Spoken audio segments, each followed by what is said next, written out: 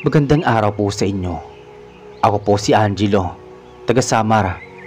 Ibabahagi ko po sa inyo ang isang totoong pangyayari na hanggang ngayon ay hindi pa rin maaalis sa isip ko. Kwento po ito tungkol sa lolo ko na akala ng lahat ay isa lang lasenggo. Pero sa bandang huli ay nalaman namin ang lihim niya. Nangyari po ito taong 1973 sa isang liblib na baryo sa aming lugar. Doon nakatira si Lolo Ramon, isang matandang lalaki na halos araw-araw ay makikita mong may hawak na bote ng alak sa may bangketa ng maliit na sari-sari store sa baryo. Madalas siyang pagtawanan ng mga kapitbahay dahil lasenggo raw siya at walang silbi. Pero sa kabila ng lahat ng yon, may kakaibang takot at respeto pa rin ang ilang mga matatanda sa kanya, na para bang may alam sila tungkol kay Lolo Ramon na hindi namin naiintindihan. "Nay, bakit ba lagi na lang lasing si Lolo Ramon?" tanong ko minsan kay Mama habang nagluluto siya sa kusina. Napabuntong hininga si Mama bago sumagot. "Anak, hayaan mo na lang siya. May pinagdadaanan ng tatay ko na hindi natin alam. Basta iwasan mo lang siya kapag lasing. Baka makasakit."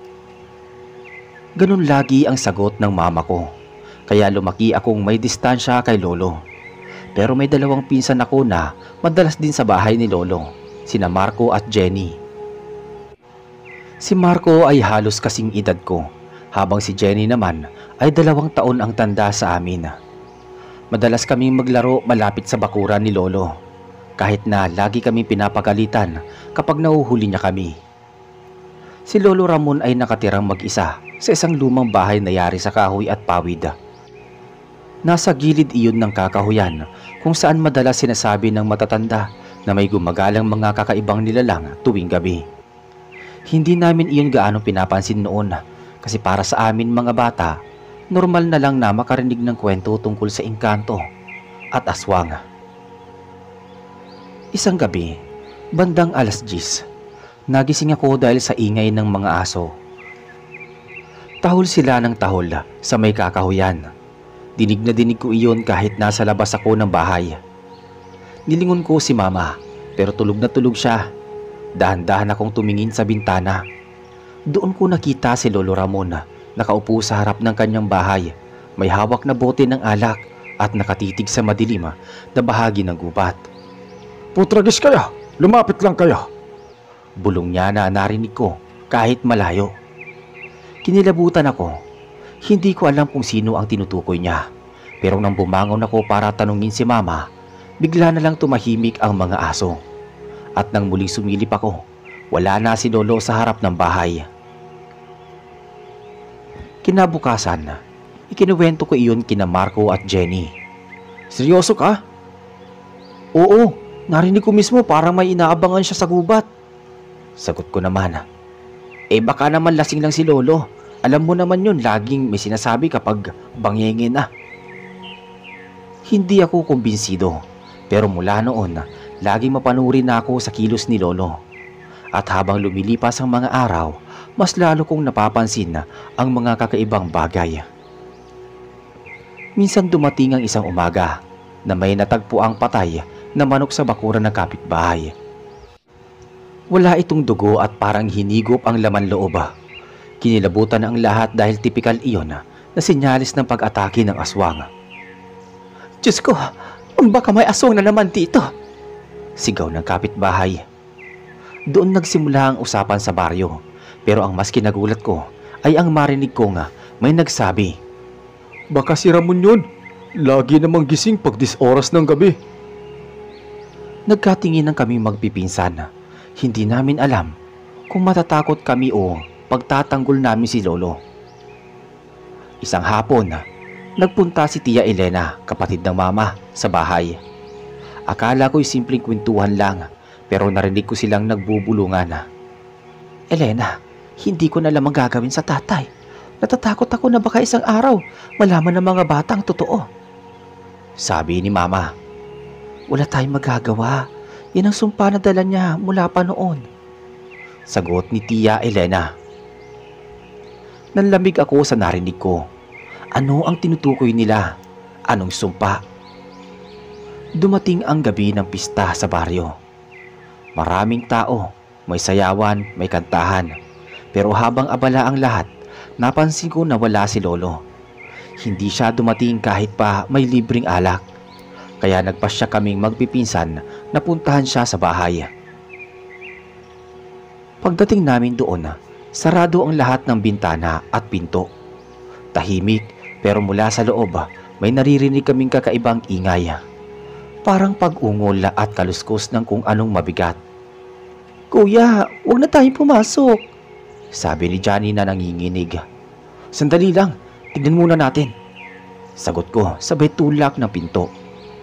Pagbukas namin, tumambad ang isang eksenang hindi ko malilimutan. Si Lolo Ramon, nakayuko, nanginginig ang buong katawan. Namumula ang mga mata niya, mahaba ang mga kuko, at kitang-kita ko ang pag-usli ng kanyang pangil. "Lolo?" Mahina kong tawag. Bigla siyang napalingon sa amin. Umalis kayo rito! Sigaw ni Lolo Ramon, sabay hampas ng mesa na muntik nang tumama sa amin. Doon nagsimula ang tunay na takot. Hindi na namin alam kung tatakbo ba kami o iintindihin siya. Pero isang bagay ang malinaw. Hindi pala basta lasenggo si Lolo. Isa siyang nilalang na matagal na niyang pilit itinatago. Halos sabay-sabay kaming napatras ni na Marco at Jenny nang sumigaw si Lolo. Nanginginig ang tuhod namin habang nagkakanda hulog-hulog sa pagbaba ng hagdan. Bilisan ninyo! Hindi na kami lumingon pa. Tumakbo kami papunta sa gitna ng baryo kung saan naroon ang kasayahan ng pista.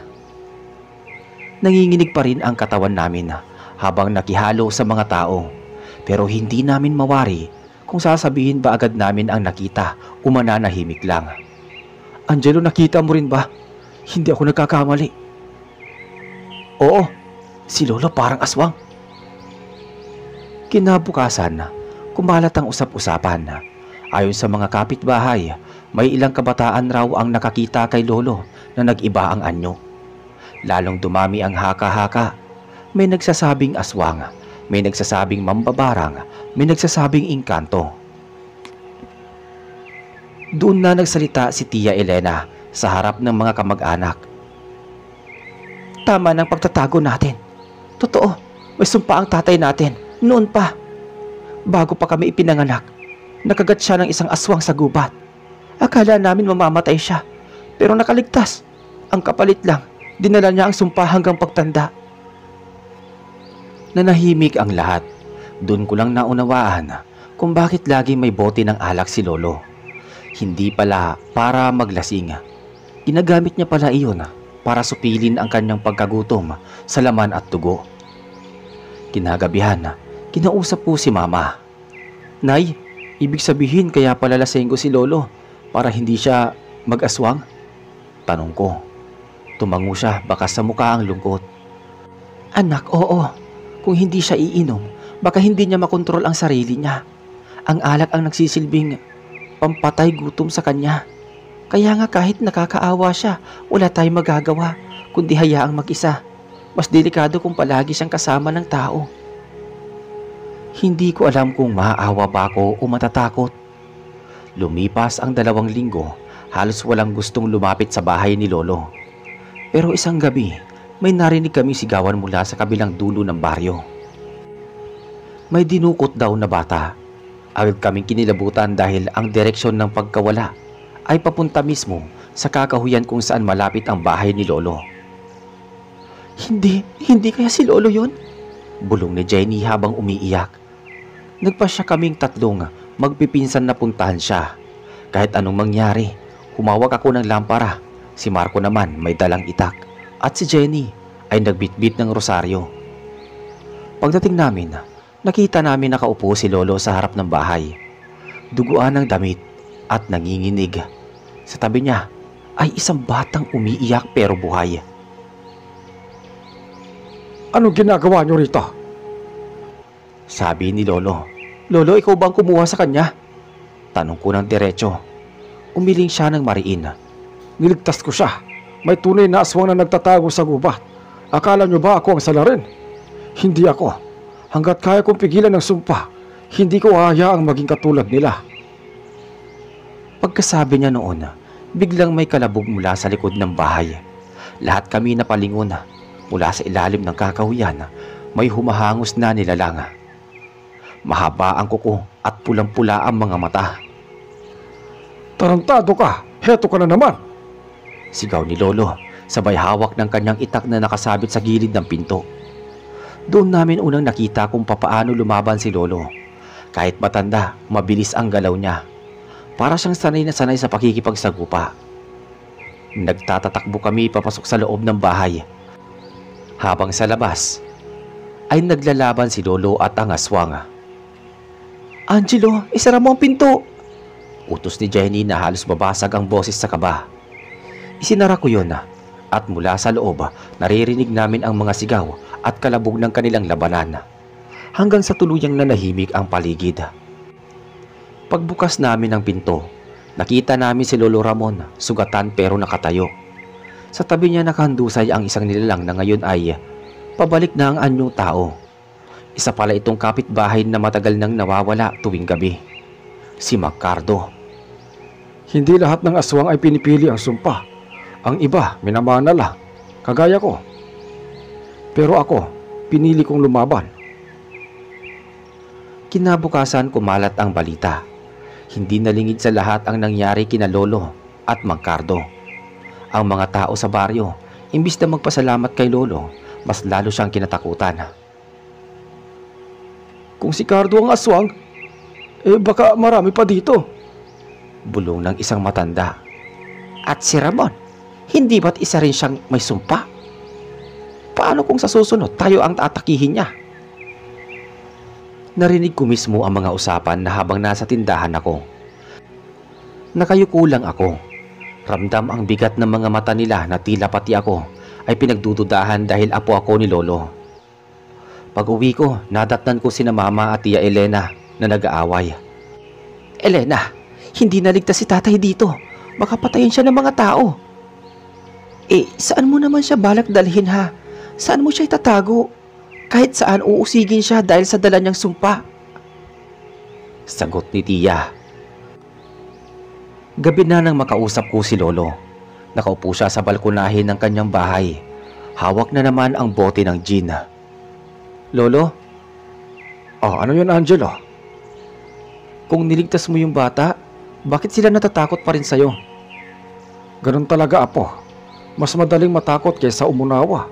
Akala nila pare-pareho kaming mga halimaw. Ang totoo, ako ang bantayan nila. Habang nandito ako, wala silang dapat ikatakot.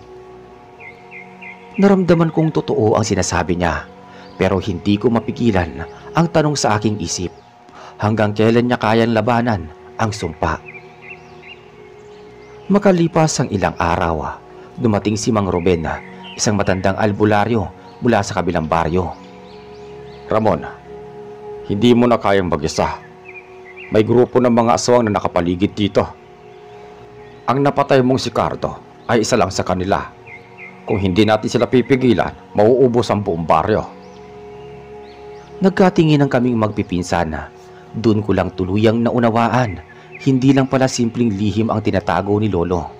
Isa siyang bantay laban sa mga nilalang na matagal nang nagpapanggap na tao sa aming paligid. Dumating ang gabi ng pinakamasahol sa karanasan. Bandang hating gabi, muling tumahol ang mga aso. Isa-isang nagsigawan ang mga tao sa baryo. May mga kumakatok sa bintana. May mga umaatungal sa bubong. "Mga aswang! Sinugod nila ang baryo!" Sigaw ng isang lalaki. Kumaripas kami ng takbo papunta sa bahay ni Lolo. Doon nakita naming handa na siya. Nagdala siya ng itak at bote ng alak. "Dito kayo sa loob. Ako na ang bahala." Sigaw ni Lolo habang pumupwesto sa labas ng bahay. Kitang-kita namin mula sa bintana ang mga nilalang na dumarating. Mapapayat, mahaba ang kuko at mga matang nagliliwanag sa dilim. Isa-isa silang sumugod kay Lolo. "Mga demonyo kayong lahat! Hanggang dito na lang kayo!" Sigaw ni Lolo habang mabilis ang galaw. Tinaga ang bawat aswang na lumalapit. Sa loob ng bahay, halos mabingi kami sa mga kalabog at sigaw ng mga nilalang. Hawak-hawak ni Marco ang itak, handang sumugod kung sakaling makapasok sila. Si Jenny naman umiiyak habang mahigpit ang kapit sa rosaryo. Ako nanginginig pero pinipilit kong hindi tumakbo. Maya-maya, narinig namin na sumigaw si Mang Ruben sa may labas. Ramon, sa kanan mo! Pagdungaw ko nakita kong tinulungan ng albularyo si Lolo gamit ang usok ng insenso at mga latigo na gawa sa yantok. Nang sumikat ang araw, tumambad sa amin ang mga bangkay ng mga nilalang na bumalik sa anyong tao. May ilan kaming nakilala, mga kapitbahay na akala namin ay ordinaryo lang. Pagod na pagod si Lolo, sugatan ang buong katawan pero nakatayo pa rin. Lumapit siya sa amin. Nakita nyo na po, hindi lahat ng halimaw nasa anyo ng hayop. Minsan sila ang mga taong nakakasalamuhan nyo araw-araw. Akala namin tapos na ang lahat, pero bandang hapon dumating ang ilang taga-baryo mula sa karatig lugar. May dala silang balita. At ang sabi nila, hindi lang dito sa amin ang may aswang. Natahimik kami. Doon ko napagtanto, hindi pa tapos ang bangungot. At si Lolo Ramon, kahit sugatan at lasenggo, sa tingin ng lahat, siya lang ang tanging depensa namin laban sa mas malaking panganib. Makalipas ang 2 araw, dumating si Kapitan Rogelio sa bahay namin. Namumutla siya at pawis na pawis. Halatang galing pa sa malayong lakad. Ramon, may nakita ang mga tauhan ko sa may ilog. Ilang bangkay ng baka at kambing ang natagpuan. Pare-parehong walang laman loob. At may nagsabi rin, may malalaking anino na dumadaan kapag gabi. Napatigil si Lolo. Nakatitig sa sahig habang hawak ang bote ng alak. Hindi sila titigil hanggat hindi nila ako natatanggal dito. Mahinang sagot niya. Habang nag-uusap ang mga matatanda, nagtipon kaming 3. Ako, si Marco at si Jenny. Sa gilid ng bakuran. Kung totoo ngang may pinuno ang mga aswang, paano kung mas malakas siya kaysa kay Lolo? Hindi pwedeng si Lolo lang ang lalaban. Kailangan natin siyang tulungan. Tahimik lang ako pero sa loob-loob ko, alam kong totoo ang sinasabi ni Marco. Kahit takot kami, hindi pwedeng si Lolo lang ang magsakripisyo. Kinagabihan, habang nakabantay ang lahat, narinig namin ang malalakas na pagaspas ng pakpak. Dumaan ang malamig na hangin at sabay biglang pagtahol ng mga aso. Mula sa gitna ng kakahuyan, may unti-unting lumabas na nilalang. Matangkad, butot balat, mahaba ang buhok at may mahabang kuko na tila mga punyala. Walang duda, mukhang siya ang pinuno. Bulong ni Mang Ruben habang nanginginig. Tumawa ang nilalang, malalim at nakakayanig ng laman. Ramon, matagal na kitang hinahanap. Akala mo ba matatakasan mo ang sumpa? Sumama ka na sa amin at wala nang masasaktan. Dahan-dahang tumayo si Lolo. Iniwan ang bote ng alak at kinuha ang matandang itak. Hindi ako katulad ninyo. Hindi ako kakain ng dugo ng tao. Habang may hininga ako, hindi ninyo masasakop ang baryong ito. Nag-iba ang mukha ng nilalang, naging mas mabangis at humakbang papalapit. Kung ganon, mamamatay ka kasama nila. Mabilis ang galaw ng nilalang. Halos hindi makita ng mata. Pero sinalubong siya agad ni Lolo gamit ang itak. Nagbanggaan ang mga kuko at bakal at umalingaw-ngaw ang tunog sa buong paligid. Angelo, Marco, Jenny, sa loob kayo! Sigaw ni Mama. Pero hindi na kami nakagalaw. Kitang-kita namin kung papaano halos mabali ang katawan ni Lolo sa bawat hampas ng halimaw. Si Mang Ruben naman ay nagsusulog ng insenso at bumibigkas ng dasal, pero tila hindi tinatablan ang aswang. Huwag tayong tumakbo. Kung iiwan natin si Lolo, mamamatay siya. Pero paano tayo makakatulong? Sagot naman ni Jenny. Halimaw yun. Dagdag pa niya. Napatingin ako sa rosaryong hawak niya.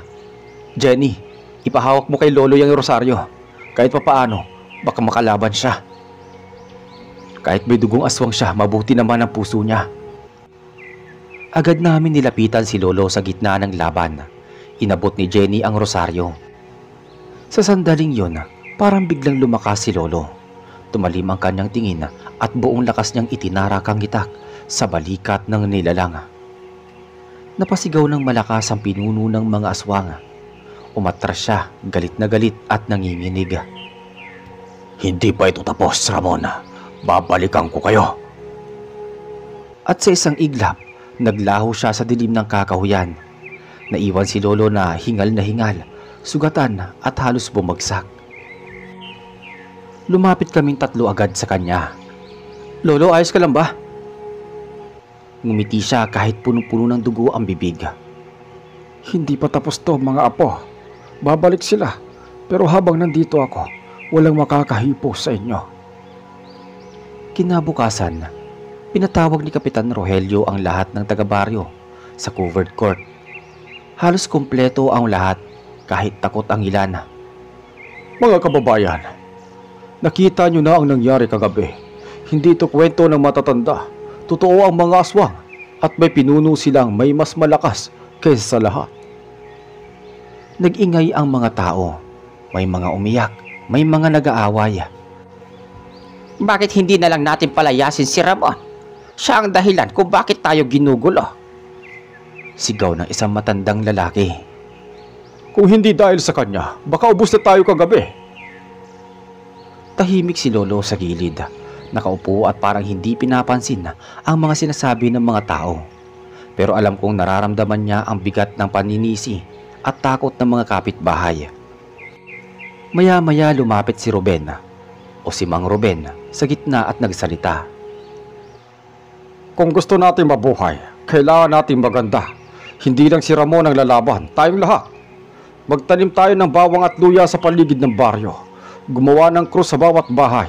At higit sa lahat, kailangan natin ng bantay gabi-gabi. Paano kung bumalik yung pinuno? Hindi natin siya kaya. Sigaw ng isa. Hindi siya kayang tapatan ng tao. Pero may mga oras tayo. Habang hindi pa siya bumabalik, palalakasin natin si Ramon. Siya lang ang may kakayahang lumaban sa kanya.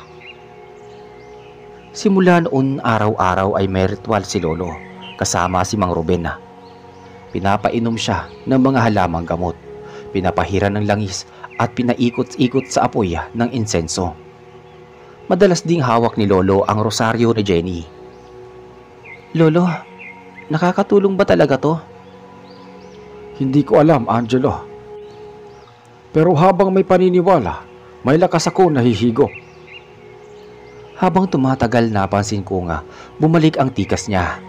Kahit sugatan pa siya, mas mabilis ang kanyang kilos at mas matalim ang kanyang mga mata. Ilang gabi matapos ang ritual, nagsimula na namang mag-ingay ang mga aso at mga manok na biglang namamatay. May mga bata rin na nananaginip ng bangungot ng sabay-sabay. Sinyal na malapit na silang pumalik, sabi ni Mang Ruben. Pinilit naming magpakatatag, pero sa totoo lang, lahat kami ay natatakot. Kahit si Marco na laging matapang, madalas ko siyang nakikitang nakatitig sa dilim. Hawak ang itak at pawisan ng kamay. Isang gabi habang nagbabantay si Lolo sa labas, biglang may malamig na hangin na dumaan. Mula sa kakahuyan, narinig namin ang boses. Malalim, nakakasindak at tila dumadagong-dung sa buong baryo. Ramon, hindi ka na makakatakas. Sa susunod na kabilugan ng buwan, babalik ako. At hindi lang ikaw ang kukunin ko, pati ang mga mahal mo sa buhay. Nanigas kami sa takot. Ang mga tao nagsisigawan, nagsara ng bintana at pinto at nagtakbuhan papasok sa bahay. Si Lolo naman, nakatayo lang hawak ang itak. Tumingin siya sa amin at mahina niyang sinabi, maghanda kayo mga apo. Sa kabilugan ng buwan, darating ang pinakamalaking laban. Lumipas ang mga araw na parang mabigat ang hangin sa buong baryo. Lahat ng tao abala sa paghahanda. Sa bawat bakuran, may mga nakasabit na bawang, may mga nakabaon na patpat na krus, at may mga palaspas na isinabit sa pintuan. Ang mga lalaki sabay-sabay na nagbantay tuwing gabi. Hawak ang mga bolo at itak. Ang mga babae naman nagdarasal ng rosaryo gabi-gabi sa kapilya. Si Ramon halos hindi na umiinom ng alak at hawak niya ngayon ay itak, langis at mga dasal na tinuro ni Mang Ruben. Mas tahimik siya kaysa sa dati, pero ramdam naming lahat ng mabigat ang iniisip niya. "Angelo, sigurado ka bang kakayanin ni Lolo?" tanong ni Jenny habang nakaupo kami sa ilalim ng puno. Kung siya lang hindi. Kaya nga tutulungan natin siya. Kahit na mga bata pa tayo, hindi tayo pwedeng umasa lang. Tama si Marco. Kahit maliit, magagawa natin. Mas mabuti na kaysa sa manood lang. Tahimik si Jenny, hawak pa rin ang rosaryo, pero nakita ko ang mga mata niya na desidido na rin siyang lumaban. Dumating ang gabi ng pinakaaabangan, ang kabilugan ng buwan. Parang nag-iiba ang paligid, malamig ang hangin, nakakaantig ng balat, at ang mga aso walang tigil sa pagtahol. Lahat ng tao ay nakapwesto sa kani-kanilang mga bahay. Sarado ang mga bintana at pintuan, habang ang ilan ay nagbabantay malapit kay Lolo at Mang Ruben. Huwag kayong lalayo. Ano mang mangyari, manatili kayo sa loob. Tumango kami, pero sa loob-loob ko, alam kong hindi ko siya iiwan. Eksaktong 12:00 ng gabi, dumating ang malakas na hangin. Nagdilim lalo ang paligid kahit maliwanag ang buwan. Isa-isang nagsilabasan mula sa gubat ang mga aswang. Payat mahaba ang kuko at mga mata na kumikislap. Pero ang pinaka nakakatakot, ang kanilang pinuno. Mas malaki kaysa sa lahat, payat na parang buto at may pakpak na malaki. Ramon, panahon na para sumama ka sa amin. O kaya mamamatay kasama nila. Hindi na sumagot si Lolo. Itinaas niya ang kanyang itak at sumugod sa gitna ng mga aswang. Si Mang Ruben naman nagsaboy ng asin at apoy mula sa insenso. Dahilan para umatras ang ilan sa mga aswang. Ngayon na! Sigaw ni Kapitan Rogelio, sabay utos sa mga lalaki ng baryo na sumugod din. Naging magulo ang paligid. Sigawan, iyakan at kalabog ng mga armas. Kami namang tatlong magpipinsan nanonood mula sa gilid. Nanginginig sa takot pero hindi makaalis. Muli na namang nagharap si Lolo at ang pinuno ng mga aswang. Malalakas ang hampasan nila. Bawat banggaan ng kuko at itak ay naglalabas ng apoy at ingay na parang bakal na nagbabangga. Hindi mo ko kayang labanan. Dugo na dumadaloy sa iyo, Ramon. Isa ka pa rin sa amin. Hindi, ako ang pipigil sa inyo. Balik ni Lolo, sabay isang malakas na hiwa ng itak na tumama sa dibdib ng nilalang. Hindi na ako makatiis. Marco, wag! Sinundan siya ni Jenny, hawak ang rosaryo at sumigaw ng dasal habang tumatakbo. Napilitan akong sumama, dala ang lampara na may langis. Paglapit namin, sabay-sabay naming itinapon ang daladala. Si Marco ang kanyang itak, ako ang lamparang may apoy, at si Jenny itinapatang rosaryo sa mukha ng aswang. Napasigaw ito ng malakas, umatras ang ilang hakbang at saglit na nanghina. Ginamit ni Lolo ang pagkakataon na buong lakas niyang itinarak ang itak sa dibdib ng pinuno at sa leeg. Umalingaw-ngaw ang napakalakas na hiyaw, yumanig ang lupa at isa-isang nagtakbuhan ang mga aswang pabalik sa kakahuyan. Tumumba ang pinuno ng isay at unti-unting natutunaw na parang abo sa harap namin. Naiwan kaming lahat na hingal at pawis pati sugatan. Nang tuluyang natapos ang laban, bumagsak si Lolo sa lupa. Lolo! Lolo, gumising ka! Sigaw namin. Bumukas ang mga mata niya. Mahina ang tinig. Apo, ligtas na kayo. Ngumiti siya ng kaunti bago pumikit at hindi na muling gumalaw. Nabalot ng katahimikan ang baryo matapos ang nakakatakot na gabing yun. Ang mga tao Isa-isang lumabas mula sa kanilang mga bahay. Dahan-dahan at tila hindi makapaniwala na tapos na ang lahat. Ang ilang lalaki bitbit pa rin ang kanilang mga bolo, pero nanginginig ang mga kamay. Ang mga babae, nagtatakbuhan papunta sa gitna, umiiyak at yakap-yakap ang kanilang mga asawa at anak. Sa harap ng lumang bahay ni Lolo Ramon, nakahandusay ang kanyang katawan. Pinalibutan siya ng mga tao. May ilan na kayuko, may ilan tahimik na umiiyak, at ang iba naman tila nahihiya sa lahat ng panlalait at paninisi na ibinabato nila noon sa aking lolo. Kung hindi dahil sa kanya, baka lahat tayo patay na. Mahina ang tinig ni Kapitan. Bakas ang bigat sa kanyang muka. Kinabukasan, ang buong baryo ay nagtipon para kay Lolo Ramon. Wala nang nagbiro tungkol sa kanyang pagiging lasenggo. Wala na rin nagduda sa kanyang pagkatao. Ang nakikita na lang nila ngayon ay isang matandang lalaki na buong buhay ay nagtiis ng sumpa para lang maprotektahan ang mga tao sa paligid niya. "Nagkamali tayo," sabi ng isang kapitbahay habang nakayuko. Si Ramon pala ang bantay natin, hindi halimaw. Dagdag ng isa. Kami namang magpipinsan halos hindi makapagsalita. Tahimik lang kaming nakaupo sa tabi ng kabaong ni Lolo. Si Jenny, mahigpit ang yakap sa rosaryo.